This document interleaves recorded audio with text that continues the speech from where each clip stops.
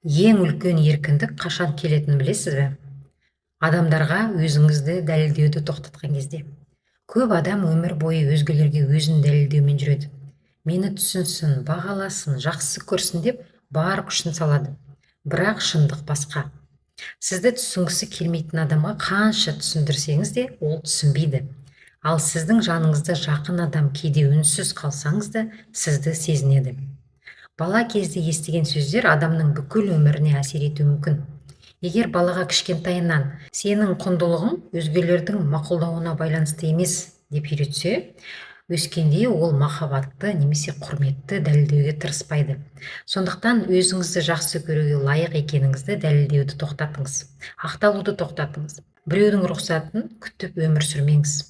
Энергияңызды адамдарға ұнауға емес, өз өміріңізді рухани және физикалық дамуыңызға бағыттаңыз. Сол кезде ғана нағыз жеңілдікті сезінесіз.